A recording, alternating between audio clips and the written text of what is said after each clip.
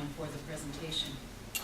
She's one of the world's leading experts on the development of humanitarian aid, and in particular on Oxfam, which has been so critical to the role of humanitarian aid. So I am delighted to welcome Professor Marshall and the topic of local and global humanitarianism, Oxfam in Newfoundland, 1965 to 2015. Dominique, thank you so much.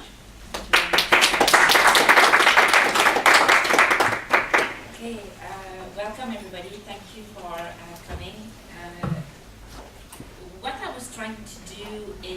trying to do in this presentation is to tell you the story, I hope you will understand why, fascinating story of Oxfam in Newfoundland, and to use it as a case to speak about the relationship between local and global humanitarianism.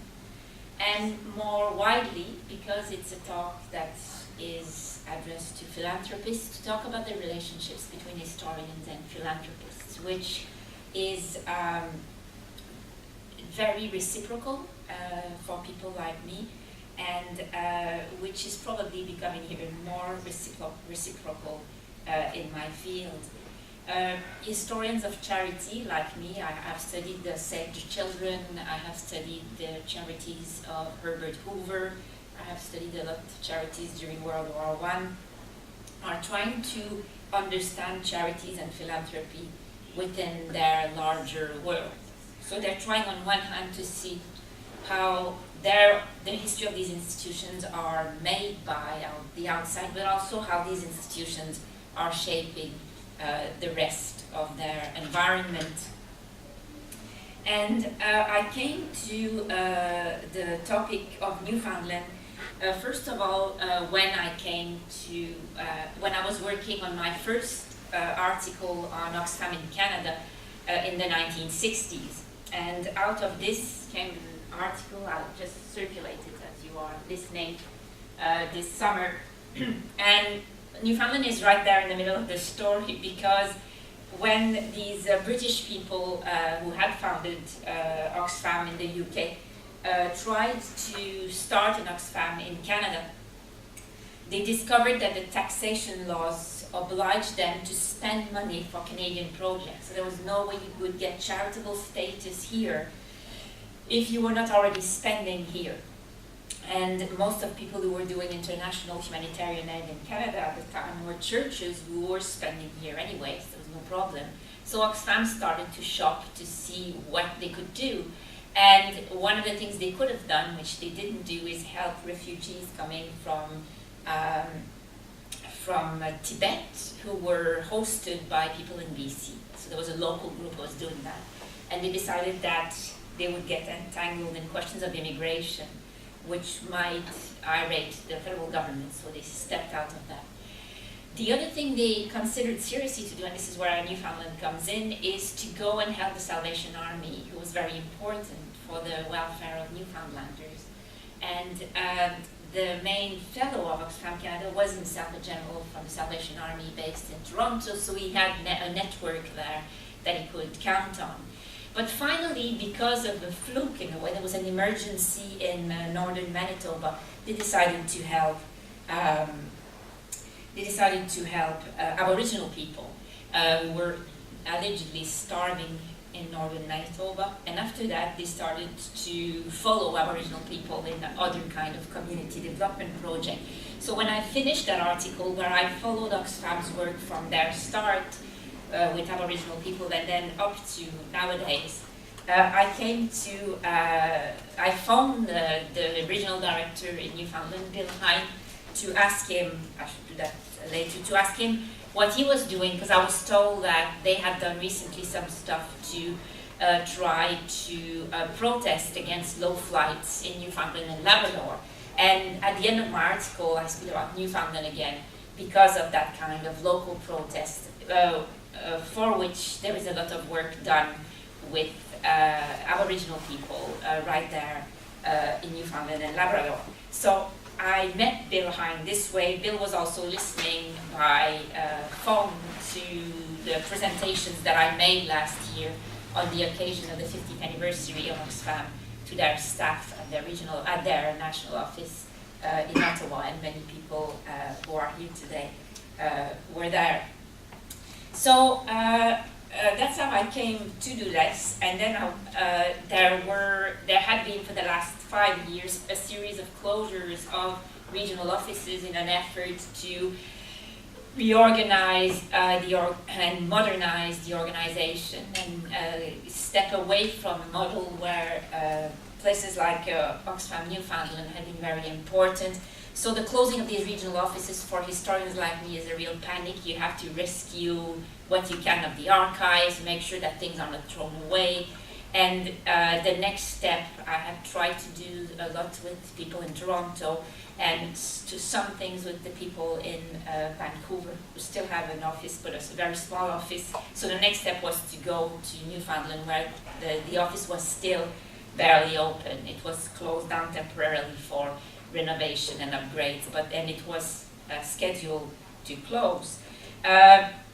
I went there for 3 days, and I had never been to Newfoundland before.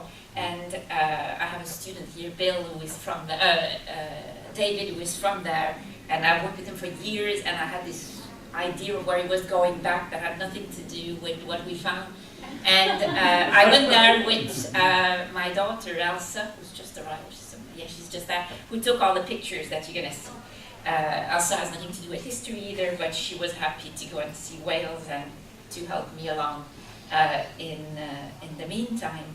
And so as we were there for 2 days, did a lot of interviews, copied some documents, and less than a month, as many of you know, less than a month after we went there, this is Bill, who I have met, the house burned down.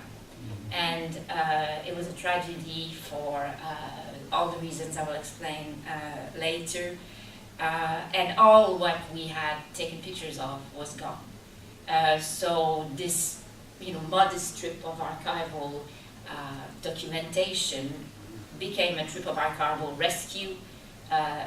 Bill Hine was interviewed there, said that thank God they had come to take pictures of everything on the walls. We took pictures of the walls, and we took pictures of their most precious scrapbooks, but they were not even allowed to go back to their office. It was too dangerous, and a lot of the paper documents had been lost.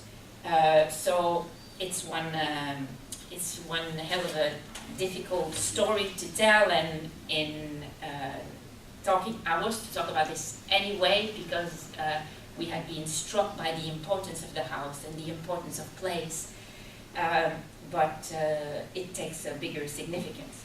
So I want to tell you what I'm going to, this is the project that I am involved in, and this story fits in.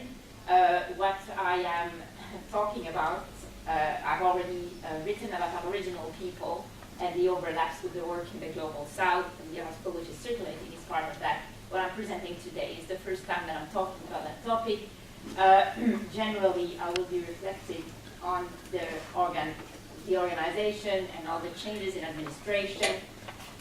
I will be reflecting on the relationship between the UK and Canada, which went broadly from being colonial to more equal, and I will have case studies on the Global South, which will follow the history of Oxfam Canada, from the Indian famines to the Salvadorian refugees in Honduras, and that was the project that I did last week, and Canadians helping them, and a project which I have not started yet, which involves people that are still in Africa now, but have been working with Oxfam for almost 3 decades on health emergency, and where I will work with them.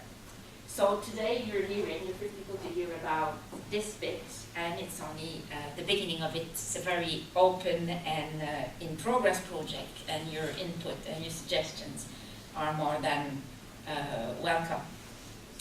So let me show you how I'm going to organize this. I'm going to talk about historians and philanthropists. I'm going to talk about my methods, the documents that I've been using, and then I'm going to talk about one thing which I think is very interesting through the interviews that I make, which is what are the traditions that feed these new institutions. When there was no Oxfam before, how on earth did it happen this way, and what were people bringing to this that took a different shape after that. So what came to the Oxfam house in Newfoundland and how that was transformed. Then I want to talk about really the core of the project, which is transnationalism, how local and global traditions intersect in ways that are not necessarily international. The word transnational allows us to talk about all these different connections that are sometimes from one city to another, from one trade union to another, from one group of artists to another, and not necessarily about one country to another. It's a much more malleable concept that is very useful in this case. Then I want to speak a little about the peculiarity of St. John's and what that might have done. And then I want to talk about what happened since the early 70s, what has changed, what explains these changes, what were the contingencies that explain these changes. And finally, I want to speak about the impact of these St. John's people work and conclude. So let's start with historians and talking about historians and philanthropists.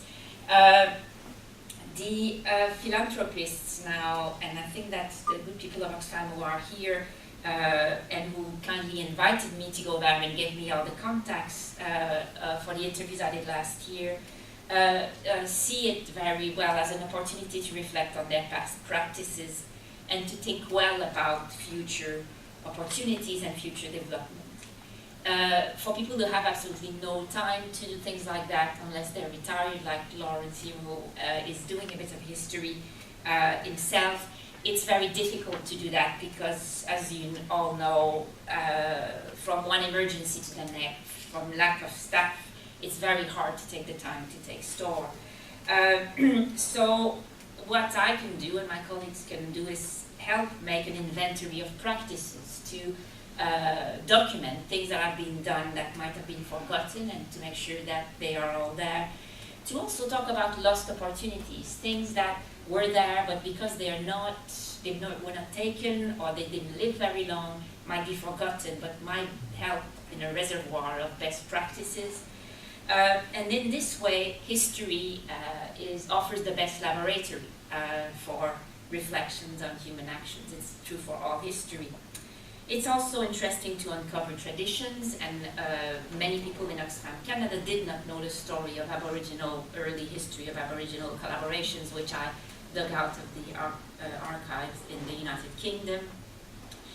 And very much also it's about explaining changes and explaining successes and failures and continuities. And this is where long-term reflection and the fact that I have the time to do this might also be helpful. Now, for historians like me to do the history of charity is to talk about a sector of social life which is paramount, which is very important.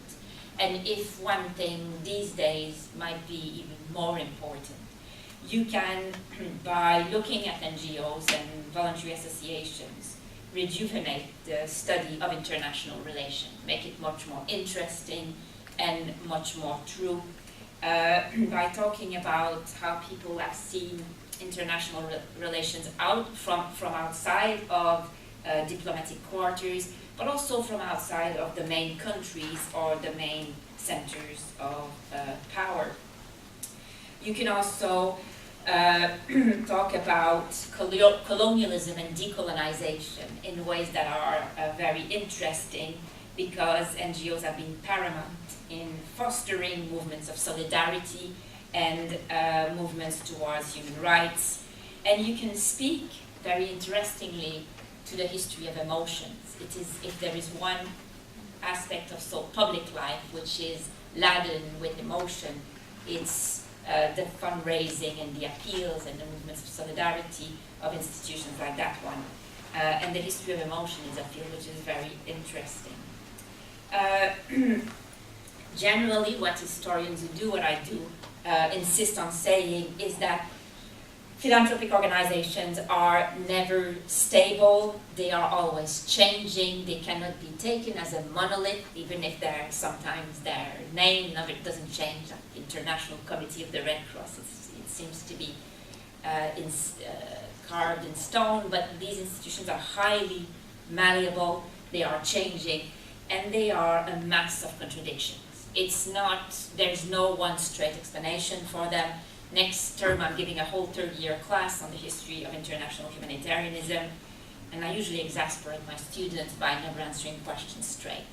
It's always complicated, it's always contradictory, but also it's our duty and our job in history to discern patterns, to try generalizations, to be careful, but to suggest some interesting trends and explanations. So let me speak about the methods and the documents that I have used. So here is a picture of the wall of Oxfam House, a picture I also took.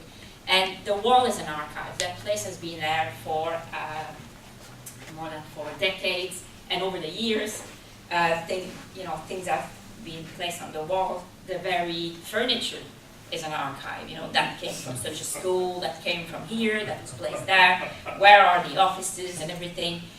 So it was obvious when we arrived that we'd take pictures of the walls, and then I'll show you some close-ups of all this. But this is the office of Bill Hine. At the time, he was not occupying his office because of the renovations that were done in order to keep up with municipal regulations. We discovered, it was not sure when I arrived, but we confirmed that 17 boxes of stuff that used to be in that house had been given to the provincial archives, the room, which are now at the rooms in the 1990s. So all was not lost in the fire. There was stuff that was given. The problem is that the rooms are also understaffed. These boxes are in another place. They had to go and find them, and they're not archived or catalogued. And part of my trying to write that history is trying to find funds and energies and maybe to shame the archivists in trying to organize these boxes and make them accessible as soon as possible.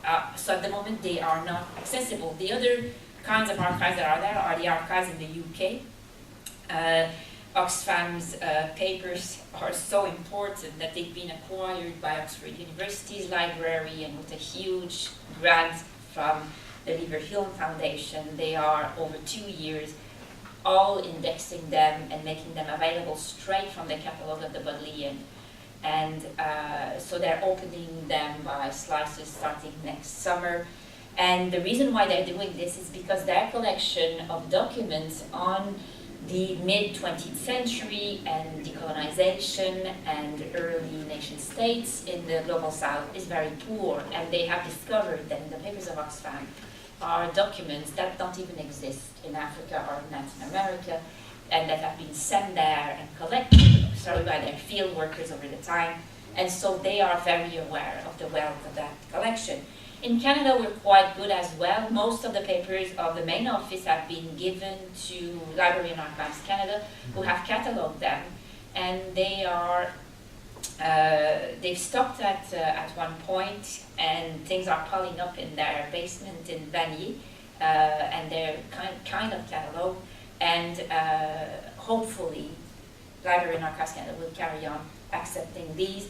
Vanier is also the Vanier office is also bringing in the important papers of Victoria and Toronto when the offices have closed, but some of that has been also thrown away. And sadly enough, when Halifax closed, but for a few boxes, most was thrown away before I was aware of this. It happened 2 years ago at a time when I had no idea. Maybe I could have helped, or maybe not. But I mean, some things have been lost that were important. So at the time of that fire, Bill and I were trying to find a way to put these things in boxes and make sure that they would join the collection in the rooms. So part of my work is to try, like you see here, to constitute archives as well, to make sure that what is not really preserved in familiar ways is preserved, like taking pictures and certainly doing interviews. And I've tried with Susan, and I hope we carry on doing this. These are the kinds of papers that are burnt. This is a scrapbook that Bill asked Elsa to take pictures of, so we've got all the pages photographed. So this is the website of the voluntary association History Society in the UK, which has this huge campaign called Save the Archives of Philanthropies, right? And they have a guide, and they have people to help. So every time I can, I give the guide to people, and I've even used that guide for my own poor department of history, who hasn't got proper archives themselves, which is pretty shameful. So I'm saying that because if you ever need my help or my advice in doing this, I would be very glad to act as a bridge between these resources and that I know of, and these other campaigns that I know of, and the problems and challenges that other philanthropies might have. So when I arrived in St. John's, Bill had a whole program of interviews lined up for me, starting with meeting with the very pioneers of Oxfam, Newfoundland. They're not all there. Two of them are in Ottawa, and I've not interviewed them, but Lauren Michael, who's now the head of the NDP over there, those posters, orange posters of her all over when we were there, because it was the regattas 2 days after. David Thompson, who's a prof at Memorial University of Newfoundland, and Phyllis Artis, who's also a prof there. I think David is retired and Phyllis will be retiring soon. And we met at the coffee shop of the rooms, and my camera didn't work well, and Bill's camera was atrocious, so that's why we all look like we're sick, but it was a very nice encounter. And one of the things that I want to say when showing this picture is that when I say that the relationship is reciprocal, and more so between practitioners and historians, I want to say that people like them, like the people to whom I spoke in Vanier, are very important in guiding my research. So after I spoke to them, I didn't ask the same questions to the people I interviewed after. I went to fetch for different pictures. I'm always guided by what they say, and they're asking me questions. And at that time, the burning question, and Bill had tried to discipline them to say, she's talking about the history, was the closing of the place, and to whom did the house belong? These are debated questions that are very difficult over there, and that's all they wanted to talk about. And we did talk a lot about this because that was what's important, and part of what we do as historians and as oral historians is also following these people's story. We rarely say, answer A, B, C, D. We say, so what happened to you? And the very way that they tell the story for us is very important. It's also. So I arrived in particular circumstances where everything started with what we bought that house. We bought it here because there was a debate around the house and the closing of it and the renovation of it and all that at that very time. So I was part also there, where was the copy of the purchasing thing and everything. So there was, these people had private papers, which I'm helping them to place in good places.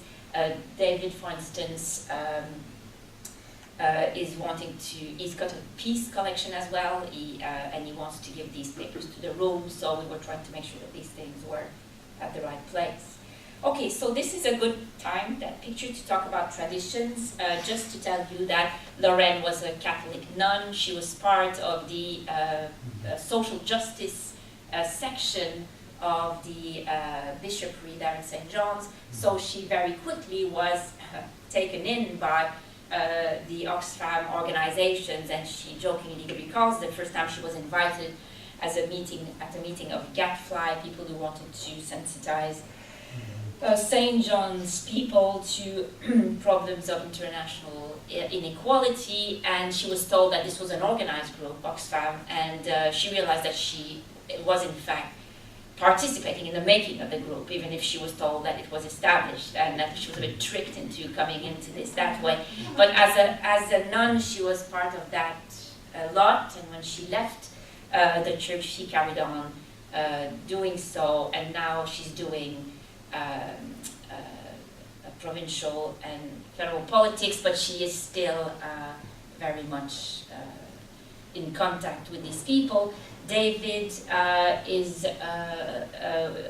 they didn't know that. He told them that he had studied to be a priest, became disillusioned, I think lost his faith altogether, entered peace movements, and found in Oxfam a home when he arrived.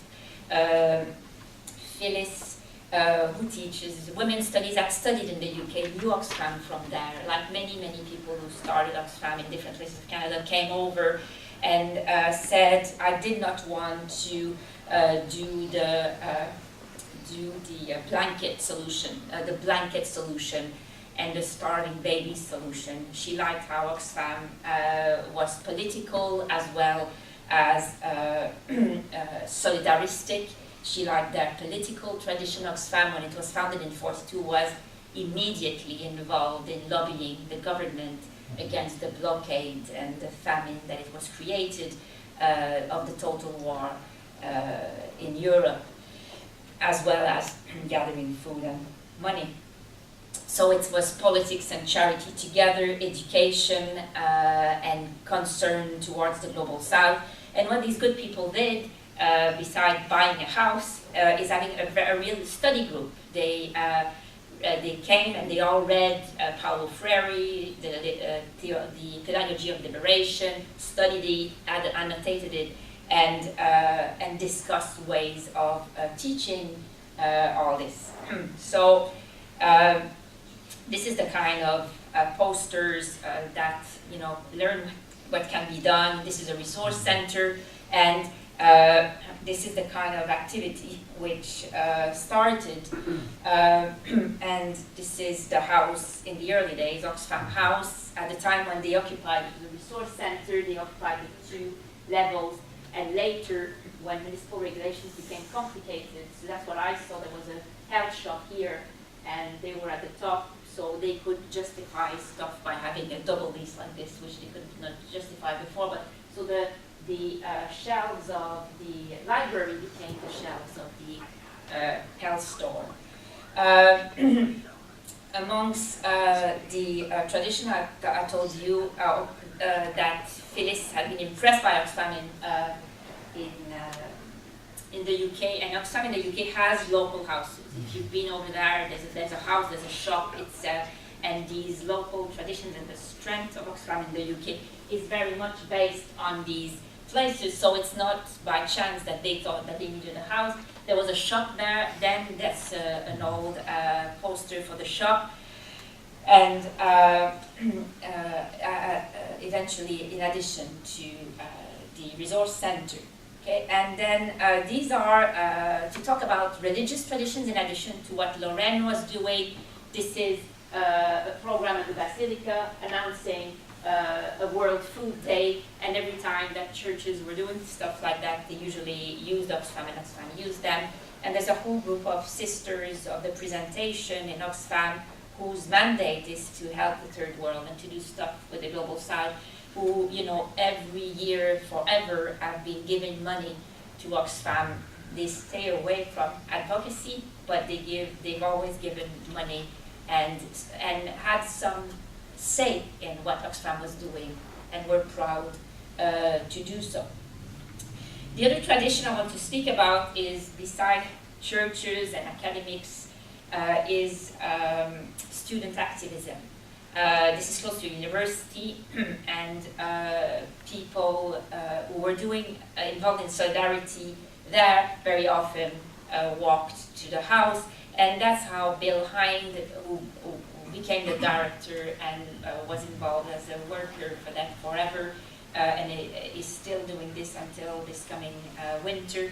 That's how he joined. He was a student, he wrote newspapers articles, and when he stopped being a student, he entered anti-poverty groups for unemployed people, and he ended up working on the premises of Oxfam, who were hosting these anti-poverty groups, and then applied for the job for a permanent worker there and remained there forever. So when he speaks about the 3 people that he had me meet when they were not there, he said these people were good at studying, they're full of good intentions, thank God they bought that house, and they could not organize themselves out of a wet paper bag. And he thinks that this is that practical sense that he brought to Oxfam. Okay, the next thing I want to talk about is these transnational connections. So transnationalism speaks about flows of people, about influences that cross borders, and this is physical and intellectual.